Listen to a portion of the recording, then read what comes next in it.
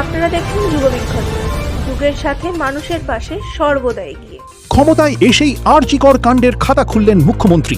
একসঙ্গে suspend 3 IPS officer. তিল জলায় bulldozer action নিয়ে নির্দেশ কলকাতা হাইকোর্টের। আগামী বছর থেকে নিট হবে অনলাইনে, ঘোষণা শিক্ষামন্ত্রীর। ডার্বির দিন মেট্রো বিভ্রাট, এই 2 স্টেশনের মাঝে বন্ধ মেট্রো চলাচল। ভারতের জার্সিতে খেলার ডাক বৈভবের। আপনারা দেখছেন যুগবিক্ষণ খাস খবর। আসছি বিস্তারিত খবরে।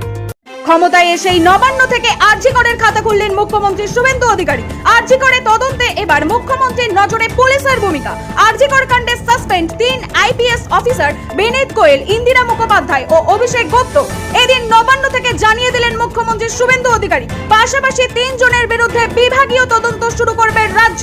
Phone call, record, WhatsApp chat, call সব খতিয়ে দেখা হবে।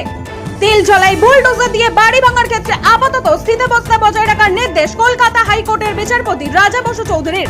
আদালতের তরফে জানিয়ে দেওয়া হয়েছে যে অংশ ভাঙা হয়েছে সেটির অবস্থা যদি বিপজ্জনক হয় সেক্ষেত্রে বাড়ির মালিকের সঙ্গে আলোচনা করে ভাঙতে পারবে পুরসভা। তবে আইন মেনে সব পদক্ষেপ করতে হবে পুলিশ ও পুরসভাকে। শুক্রবার হাইকোর্টে বাড়ির মালিক দাবি করেন পুরো আইন মেনে বাড়ি ভাঙা হয়নি। পুলিশের বিরুদ্ধে ক্ষোভ উগরে দিয়ে বাড়ির মালিকের বিস্ফোরক দাবি, বাড়ি ভেঙে দেওয়ার পরে থানায় জোর করে ডেকে লেখানো হয়েছে যে আগেই ভাঙার নোটিশ দেওয়া হয়েছিল বলে। রাজ্যের তরফে মালিকের দাবিকে নটশট করে পাল্টা জানানো হয় নোটিশ দেওয়া হয়েছিল, তবে তা বাড়ির মালিক নেননি বলে। শিক্ষামন্ত্রী ধর্মেন্দ্র প্রধান নিট 2026-এর প্রশ্নপত্র ফাঁস হওয়াকে কেন্দ্র করে আজ একটি সাংবাদিক সম্মেলন করেন। এই সম্মেলনে তিনি ঘোষণা করেন যে আগামী বছর নিট পরীক্ষা কম্পিউটার ভিত্তিক অর্থাৎ অনলাইনে অনুষ্ঠিত হবে। নতুন করে পরীক্ষার ক্ষেত্রে 14ই জুনের মধ্যে সকলের কাছে প্রবেশপত্র পৌঁছে যাবে বলে জানান তিনি।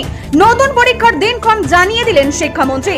আগামী 21শে জুন অনুষ্ঠিত হতে চলেছে নতুন পরীক্ষা। পরীক্ষার্থীদের সুবিধার জন্য 15 মিনিট বেশি সময় দেওয়া হবে বলেও সিদ্ধান্ত গ্রহণ করেছে এনটিএ। পরীক্ষার জন্য বরাদ্দ সময় থাকবে দুপুর 2টো থেকে বিকেল 5টা 15 পর্যন্ত। পাশাপাশি এনটিএ শিক্ষার্থীদের তাদের পছন্দের শহরে পরীক্ষা দেওয়ার জন্য 1 সপ্তাহের সুযোগ দেওয়ার সিদ্ধান্ত নিয়েছে। রবিবার মোহনবাগান বনাম ইস্ট বেঙ্গল মুখোমুখি হতে চলেছে। অপরদিকে এদিন ব্লু লাইনের একাংশে বন্ধ থাকবে মেট্রো পরিষেবা। কবি সুভাষ মেট্রো স্টেশনের সংস্কারের কাজ হবে, একই সঙ্গে কাজ হবে শহীদ ক্ষুদিরাম স্টেশনেও। এই কারণে 17ই মে অর্থাৎ রবিবার শহীদ ক্ষুদিরাম এবং মহানায়ক উত্তম কুমার স্টেশনের মধ্যে ট্রাফিক ব্লক নেওয়া হবে বলে জানিয়েছে কলকাতা মেট্রো কর্তৃপক্ষ। ফলে শহীদ ক্ষুদিরাম স্টেশন থেকে মহানায়ক উত্তম কুমার পর্যন্ত কোনো মেট্রো পরিষেবা মিলবে না। দক্ষিণেশ্বর থেকে মহানায়ক উত্তম কুমার স্টেশন পর্যন্ত স্বাভাবিক সূচি অনুযায়ী মেট্রো চলাচল করবে।